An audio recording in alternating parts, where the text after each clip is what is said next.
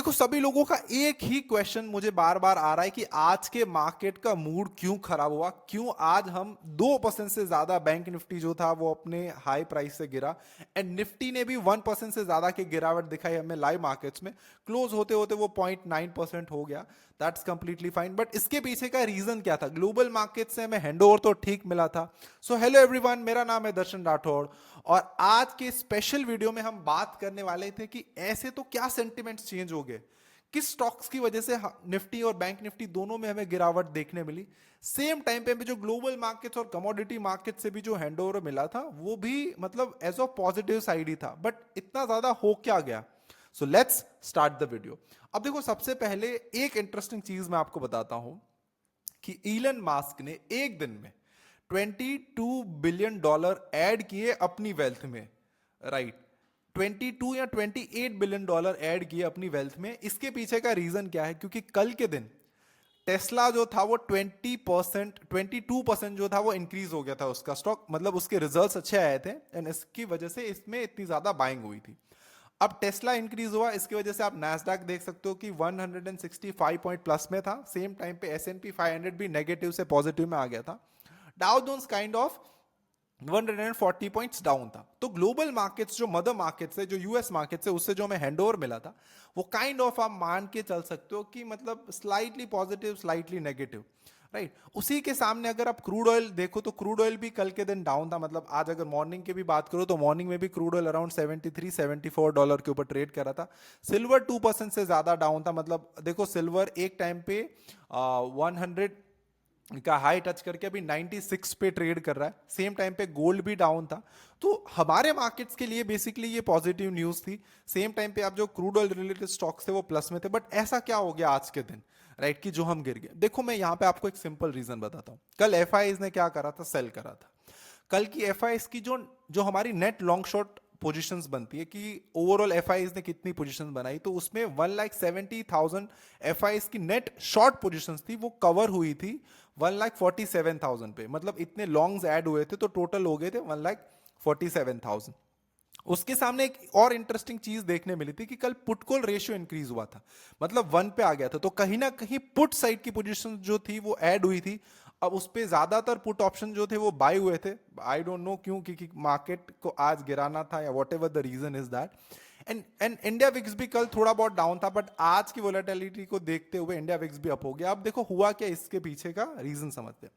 कल मार्केट बंद होने के बाद नतीजे आने वाले थे, Q2 के रिजल्ट्स आने वाले थे। अच्छी अच्छी 8 to 10 कंपनीज थी जिसके रिजल्ट्स आने वाले थे, बट मेनली जो मूड जिसने खराब किया that is IndusInd bank. IndusInd bank के रिजल्ट्स इतने खराब आए कि ये एक्सपेक्टेड था कि ये स्टॉक ओपनिंग में ही 5% से ज्यादा गिर जाएगा। एंड इंडसइंड बैंक आज एक दिन में 18% से ज्यादा गिरा। एक टाइम पे ये 20% हो गया था, राइट, बट वहां से थोड़ी बहुत बाइंग आई, 18% पे ऊपर क्लोज हुआ है। इसी रीजन की वजह से जो था वो बैंक निफ्टी आज 2% डाउन थी, because of the IndusInd bank इतने ज्यादा डाउन था। अब देखो यहां पे हो क्या रहा है। एक चीज मार्केट में ये एक्सपेक्टेड थी कि कुछ भी हो जाए आईटी कंपनीज के रिजल्ट अच्छे आएंगे, बैंकिंग सेक्टर के रिजल्ट्स अच्छे आएंगे एंड एफएमसीजी सेक्टर्स के भी अच्छे रिजल्ट्स आए। ये मार्केट को ये तीन चीजें जो थी वो एक्सपेक्टेशन थी। और एक ये एक्सपेक्टेशन थी कि रिलायंस के रिजल्ट्स अच्छे आएंगे। हुआ क्या? रिलायंस के भी रिजल्ट इतने ज्यादा कुछ अच्छे नहीं आए।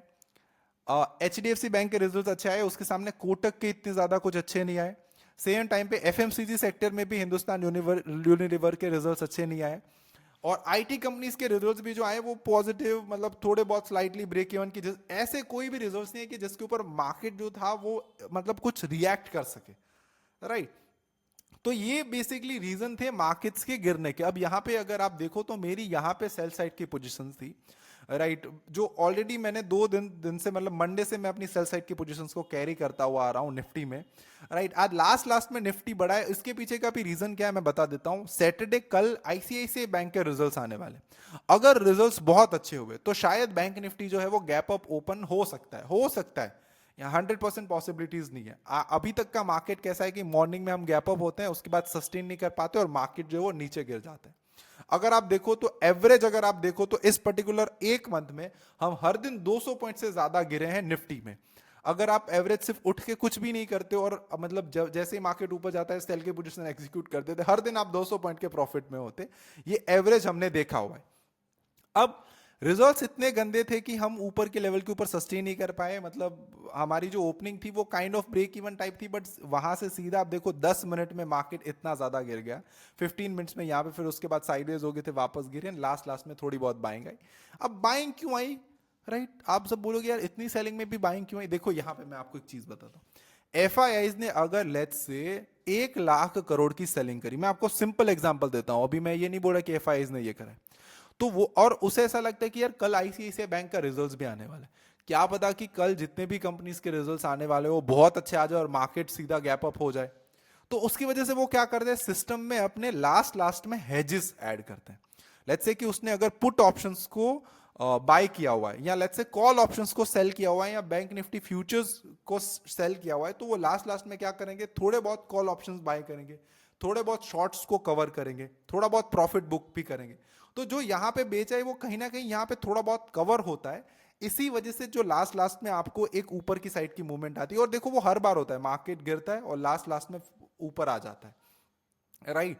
तो इसी वजह से आपको जो है वो एक पुल बैक देखने मिलता है, राइट? अब यहाँ पे एक और चीज की बात कर लेते हैं कि आज मेरा पीएनएल क्या रहा, उसको भी देख लेते हैं। देखो दोनों पोजीशंस में मेरा एक टाइम पे मुझे 23 लाख रुपए का या 24 लाख समथिंग का मुझे प्रॉफिट्स दिखा रहा था, बट उसके बाद वो डाउन आ गया अराउंड 15 लाख रुपीज के ऊपर, बिकॉज लास्ट लास्ट में ये बाइंग हुई है। यहाँ पे आप देख सकते हो, यहाँ पे अराउंड मुझे 23 लाख रुपए दिखा रहा था, यहाँ पे बेसिकली बाइंग हो। अब देखो मोस्ट ऑफ पीपल मुझे मुझे ये पूछ रहे हैं कि सर आप जो बाई या सेल करते हो इसके पीछे का रीजन क्या होता है? देखो मेनली मैं, मेरी एक ट्रेडिंग स्ट्रैटेजी है जो मैंने पूरी मेहनत से 5 साल मेहनत करके बनाई है, राइट? उस पे वो स्ट्रैटेजी ऐसे बनी हुई है कि जिस साइड भी मेन ट्रेंड होगा, जिस साइड ज्यादा पैसे डल रहे हैं, या जिस साइड का वॉल्यूम ज्यादा, मतलब वॉल्यूम को तो आप आइडेंटिफाई नहीं कर सकते हो, मतलब ओवरऑल डेटा प्लस में प्राइस एक्शंस प्लस में और बहुत सारी इकोनॉमिकल फैक्टर एंड सारी चीजें देख के मेरे जो सिस्टम्स हैं वो बेसिकली बाय या सेल की डायरेक्शनल डिसाइड करते हैं, उसके बेसिस के ऊपर हमारे जो वो ट्रेड्स आते हैं। कभी मैं वो भी आप सभी लोगों के साथ रिवील करूंगा, बट अगर आप सभी लोगों को ये सेम सिग्नल के सिग्नल्स चाहिए ऑन द टाइम पे, कि जब भी मैं बाय कर रहा हूं मैं आपको बता दूं, जब भी मैं सेल कर रहा हूं मैं आपको बता दूं, तो उसके लिए आपको कमेंट्स में टेलीग्राम लिखना पड़ेगा। जितने ज्यादा लोग टेलीग्राम कमेंट्स में लिखेंगे उतना ही ज्यादा मैं क्या करूंगा कि लाइव मार्केट्स में जब भी मैं ट्रेड ले रहा हूं बाय और सेल का, मैं आपको टेलीग्राम में जो है उसकी नोटिफिकेशन दे दिया करूंगा कि यहां से मैं बाय कर रहा हूं, यहां से मैं सेल कर रहा हूं।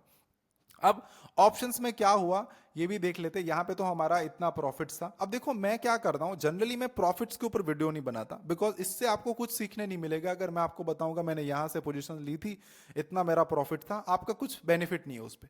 बट मैं आपको overall view of the market समझाता हूं ताकि आप इससे से कुछ ना कुछ सीख लो। अब ऑप्शन मार्केट में आज क्या हुआ, हमने आज जो स्टॉप लॉस रखा था just because of the volatility, मुझे पता था कि आज रिजल्ट्स अच्छे नहीं आए, मार्केट्स में कुछ भी हो सकता है, राइट? मेनली जो सारे व्यूज थे वो नेगेटिव साइड के थे, तो मैंने आज जो मेरा ओवरऑल स्टॉप लॉस रखा दैट इज 1.5। अब आप समझ लो 5 करोड़ के मेरे अकाउंट्स पे मेरा जो मैक्सिमम स्टॉप लॉस है दैट इज 1.5 लाख। इसका सिंपल मतलब ये है कि 0.3% का स्टॉप लॉस, राइट? जिस दिन मैं कमा रहा हूं उस दिन मैं सीधा 1% बना रहा हूं या 0.5% बना रहा हूं, और जिस दिन मेरा स्टॉप लॉस लग रहा है मेरा 0.3% का स्टॉप लॉस लग रहा है। तो यही जो चीज है वो मार्केट में आपको सक्सेस दिला सकती है। यही जो चीज है मार्केट में बेसिकली आपको एक सक्सेसफुल ट्रेडर बना सकते हैं कि जब भी आप लॉस कर रहे हो, लॉस आपका बहुत लिमिटेड है, आपको कोई परवाह नहीं है, 0.3% का लॉस। अब आप समझ लो कि आप अगर 1 करोड़ के ऊपर ट्रेड कर रहे हो तो आपका सिर्फ और सिर्फ 30,000 रुपए का लॉस हो रहा है। अब आपका कैपिटल देखो, उसके सामने आपका लॉस देखो, आपको कुछ फर्क नहीं पड़ेगा। लेकिन आपका 1 करोड़ का कैपिटल है, 5 लाख लॉस कर दो तो आपको बहुत प्रॉब्लम हो जाएगी, आप पैनिक में आ जाओगे, राइट? तो ऑप्शन में हमारा इतना लॉस हुआ, राइट? अब मैं थोड़े से आपके जनरल क्वेश्चंस के आंसर देता हूं और उसके बाद ये बताऊंगा कि अब मार्केट्स में कल के दिन क्या हो सकता है और हमें किस किस चीजों को लेके कॉशियस रहना चाहिए। देखो सबसे पहले निफ्टी की बात करते हैं। तो यहाँ पे एक सेकेंड, निफ्टी की, हाँ निफ्टी में देखो मेरे सारे जो लेवल्स हैं वो सारे एडेड हैं ऑलरेडी, डेली टाइम फ्रेम में चले जाते हैं। मैंने आपको क्लियरली बताया था कि अगर निफ्टी ने अपने कल के हाई को ब्रेक कर दिया है तो इसका सिंपल मतलब ये है कि वो फिर यहाँ से जो है वो थोड़ी बहुत अपसाइड की रैली दिखा सकता है, बट उसने सबसे पहले लो को ब्रेक किया, तो हमें ऑलरेडी पता था कि जैसे ही ये लेवल को ब्रेक होगा हमें यहाँ तक की रैली जो है वो देखने मिल सकती है, बट यहाँ तक मार्केट जो वो नीचे आया। अब मंडे के दिन हमारा अप्रोच कैसे रहना चाहिए उसके बारे में बात करते हैं। देखो मंडे जिस तरीके के रिजल्ट्स आएंगे ना, मेनली उसी के ऊपर मार्केट रिएक्ट करेगा। अभी रिजल्ट्स के ऊपर मार्केट रिएक्ट करे, एंड मैं आपको बार बार बता चुका हूं कि बड़ी मूवमेंट्स ऑलवेज फ्राइडे को ही मार्केट्स में आती है। आप लिख के ले लो, मंडेज और फ्राइडेज को बड़ी मूवमेंट्स आती है। रेस्ट ऑफ द दिन जो होते हैं उस दिन मार्केट थोड़ा बहुत ऊपर जाता है, थोड़ा बहुत नीचे जाता है। ये मैं मेरे 9 साल के एक्सपीरियंस से आप सभी लोगों को शेयर कर रहा हूं। अब देखो, अब ओपनिंग हमारे लिए जो है ना वो बहुत ज्यादा मैटर करती है मंडे की। मंडे अगर मार्केट गैप अप ओपन होता है और फर्स्ट आवर्स में सस्टेन करता है गैप अप जो है वो, मतलब उसका जो फर्स्ट आवर्स में मार्केट अपना लो को, मतलब जो फर्स्ट आवर्स में जो उसने लो बनाया उसी दिन का, वो अगर वो ब्रेक नहीं करता है, इट मींस मार्केट थोड़ी बहुत पॉजिटिवनेस आपको दिखा सकता है। वरना ओवरऑल जो सेंटिमेंट्स है Nifty as well as bank Nifty को लेके वो नेगेटिव ही है। गैप अप शायद से ओपन हो जाए बट सस्टेन ना कर पाए। सो अभी हमें नेक्स्ट अगर इन बिटवीन लेट्स से कि कल आज के हाई और लो के बीच में ओपन होता है, तो आप पकड़ के चलो कि मार्केट जो है यहाँ से मतलब सेंटिमेंट जो है वो सारे बेरिश साइड के ही, और हमें 23,878 के लेवल जो है वो देखने मिल सकते हैं। सेम टाइम पे अगर आप बैंक निफ्टी की बात करो तो बैंक निफ्टी ज्यादा रिएक्शन दे सकता है। मुझे ऐसा लगता है कि बैंक निफ्टी और एक, अगर लेट्स से बैंक निफ्टी यहाँ पे उसके लो के आसपास अगर ओपन होगा तो माइट भी और ज्यादा जो है वो बैंक निफ्टी डाउन जा सकता है। और अगर आईसीआईसीआई बैंक का रिजल्ट्स नहीं आया, फिर आप मान के चलो 49,700 के लेवल्स हमें इजीली देखने मिल सकते हैं बैंक निफ्टी में भी। मैंने आपको थर्सडे के दिन ये क्लियरली एक्सप्लेन किया था कि ये आप जो जोन देख रहे हो यहाँ पे जो मार्केट साइडवेज जा रहा है, ये कहीं ना कहीं बड़ी रैली के लिए प्रिपेयर हो रहा है। जब जब बैंक निफ्टी साइडवेज जाता है एक बड़ी रैली के लिए प्रिपेयर होता है, राइट। तो ये बड़ी रैली हमें यहाँ पे देखने मिल सकती है। शायद ऐसा हो सकता है कि ये सेम रैली जो है वो कंटिन्यू हो जाए एंड हमें नीचे के लेवल जो है वो देखने मिले। सेम अगर मैं आपको बताऊं तो ये अभी जो मार्केट है वो सेल ऑन राइज का मार्केट है, कि जैसे ही मार्केट पुल मतलब ऊपर जाता है और वीकनेस दिखाता है, आप आंख बंद करके वहां पे बेच सकते हो। बट मैं यहाँ पे आपको बिल्कुल ये सलाह नहीं दे रहा हूं कि अगर आप मतलब आप इतने ज्यादा आपको एक्सपीरियंस नहीं हो, आप किसी भी लेवल के ऊपर बेच दो। कोई भी चीज को बाई सेल करने से पहले एटलीस्ट कुछ एनालिसिस कर लेना एंड अपने एडवाइजर से जरूर सलाह ले लेना, विदाउट उसके कुछ मत करना, राइट। तो ये बेसिकली मेरा बैंक निफ्टी के ऊपर व्यू है। मेनली मेरा जो व्यू है वो नेगेटिव है। क्यों, मैं वो भी आपको बता देता हूं। बिकॉज यहां पे आप देख लो, एफआईआईज ने आज भी 3,000 करोड़ की सेलिंग करी है, डीआईआईज ने आज 4,000 करोड़ की बाइंग करी है, 1,000 ज्यादा। लेकिन क्यों मार्केट गिर रहा है? बिकॉज अब रिटेलर सेल कर रहे हैं। आप समझ लो कोई भी मार्केट के जो स्ट्रॉन्ग होल्ड कौन होता है, मतलब उसकी बेसिकली जनता, राइट। कोई भी कंट्री कब स्ट्रांग होती है? उसकी जनता की वजह से। अगर जनता लेट्स से इधर उधर भटक गई, इसका मतलब आप समझ लो हो गया सत्यानाश यहां पे, राइट। तो अब जो है वो स्मॉल एंड मिड कैप में अब जनता को थोड़ा सा डाउन दिखेगा, जनता अपना सारा स्टॉक पोर्टफोलियो जो है वो एग्जिट करेगी, राइट। अब ये रीजन हो रहा है स्मॉल एंड मिड कैप में तो करेक्शन आनी ही आनी है, वो क्योंकि वो एक बबल था, वो फट चुका है। अच्छी कंपनीज अच्छे रिजल्ट्स के साथ आएगी, वो सस्टेन करेगी, बाकी सब डाउन जाने ही जाने हैं, वो एक्सपेक्टेड है, राइट। तो एफआईआईज ने आज भी सेल करा है। टोटल अगर आप देखो तो अभी 1,12 या 13,000 करोड़ की एफआईआईज मतलब 27 सितंबर से आज तक सेल कर चुके हैं। उसी के सामने 1,07,000 करोड़ की बाइंग जो है वो डीआईआईज ने करी है। तो मोटा मोटी साथ साथ में बाय और सेल कर रहे हैं। बट ये जो मार्केट गिर रहा है ना, उसकी मेन वजह रिटेलर्स हैं। बिकॉज रिटेलर्स क्या करेंगे, अपनी पोजीशंस को एग्जिट कर रहे हैं, राइट। वो पैनिक करे थोड़े बहुत। But as a trader we don't care कि एफआईएस क्या कर रहे हैं, डीआईएस क्या कर रहे हैं, रिटेलर्स क्या कर रहे हैं। We have to create a system और we have to make our levels and strategy like this कि हम हमारे जहां पे हमें रिस्क टू रिवॉर्ड जो रेशियो है वो फेवरेबल मिलता है, उस पॉइंट ऑफ टाइम पे हम बाय करेंगे एज वेल एज सेल की पोजीशन बनाएंगे। एक चीज मैं आपको क्लियरली बता दूं कि कभी भी ऐसा मत सोचना कि बिकॉज अभी हो क्या रहा है आप ये समझो। पहले मैं डेटा दिखा देता हूं। देखो डेटा ये बोल रहा है एफआईएस मतलब ग्लोबल मार्केट्स, आज का ग्लोबल मार्केट्स कैसा है उसके ऊपर डिपेंड करेगा। बट एफआईआईज नेगेटिव, यहाँ पे डीआईएस पॉजिटिव, कोई फर्क नहीं पड़ता उससे। उसके बाद अगर आप ओपन इंटरेस्ट भी देखो तो चेंज इन ओआई भी कॉल साइड पे ज्यादा है कंपेयर टू पुट, क्योंकि सारे जो पुट राइटर्स थे जो कल के दिन थे वो सारे शिफ्ट हो गए कॉल राइटिंग की तरफ। सेम टाइम पे जो ओवरऑल भी आप अगर देखो तो कॉल साइड पे ज्यादा है। ये मैं बैंक निफ्टी की बात कर रहा हूँ। सेम टाइम पे अगर आप निफ्टी की भी बात करो तो निफ्टी में भी कॉल राइटर ज्यादा है compare to put writers, and total OI भी कॉल साइड पे ज्यादा है। ओआई का सिंपल मतलब ये होता है कि ओपन इंटरेस्ट, ओपन पोजीशन अभी मार्केट में किस साइड पे ज्यादा है। चेंज इन ओआई का सिंपल मतलब ये हुआ कि पहले जो पोजीशन थी वो चेंज होके किस साइड पे गई, राइट। इसके ऊपर अगर डिटेल वीडियो चाहिए तो कमेंट सेक्शन में कमेंट करके जरूर बताना, मैं एक डिटेल वीडियो बनाने की ट्राई करूंगा, राइट। तो अभी ये हुआ है। अब मैं आपके थोड़े से जनरल क्वेश्चंस के ऊपर आ जाता हूं। सभी का ये क्वेश्चंस है कि मार्केट कब इंक्रीज होगा। देखो मैं आपको बताता हूं, जब अभी भी क्या हो रहा है कि मतलब रिटेलर्स क्या कर रहे हैं या रिटेल थोड़ी बहुत बाय कर रहे हैं। अभी भी हर दिन आपके दिमाग में एक क्वेश्चन आता है कि यहां से मार्केट रिवर्स हो सकता है या यहां से मार्केट ऊपर जा सकता है।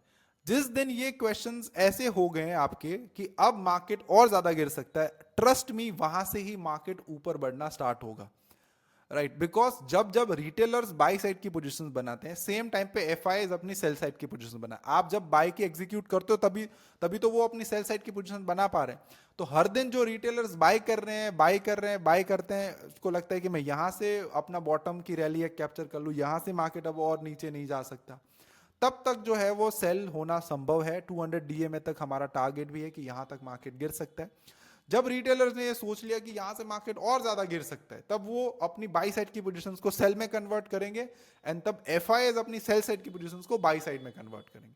तो ये बेसिकली साइकोलॉजी है। अब आपके ये क्वेश्चंस का भी मैंने आंसर दे दिया। तो ओवरऑल जो हमारा व्यू है on the markets is negative side, हमें यहां तक के लेवल्स देखने मिल सकते हैं, राइट। अच्छे लेवल के ऊपर अगर मार्केट सस्टेन नहीं करेंगे तो वहां से गिरना जो है वो पॉसिबल है। अब मैंने आप सभी लोगों के लिए ना कुछ स्टॉक्स भी निकाल के रखे हैं। अगर आपको इस स्टॉक्स के ऊपर डिटेल में फंडामेंटल एनालिसिस चाहिए और as well as technical analysis भी चाहिए, तो आप कमेंट सेक्शन में कमेंट्स करके जरूर बताना कि वी वांट स्टॉक वीडियोस, तो मैं आपके लिए एक स्टॉक वीडियोस भी बना दूंगा। आई होप आज का जो वीडियो है वो आपको पसंद आया होगा। मैंने थोड़ा सा छोटा वीडियो रखने की ट्राई करी, बट मेरे वीडियोस थोड़े से बड़े बन जाते हैं। अगर आपको छोटे वीडियोस भी चाहिए तो उसके लिए भी कमेंट्स करो, बिकॉज एट द एंड मैं आप ही की सेवा करने के लिए आया हूं। मुझे ऐसा नहीं है कि मुझे बहुत बड़े वीडियोस बनाने, अगर आप बोलोगे कि सर छोटे वीडियोस बनाओ तो मैं छोटे वीडियोस बनाऊंगा आप सभी लोगों के लिए। आई होप आपको वीडियोस पसंद आ रहे होंगे, एंड इस ये वीडियो भी पसंद आया होगा। Keep learning, keep growing and keep making money from the stock market. Thank you so much, have a good night, bye bye.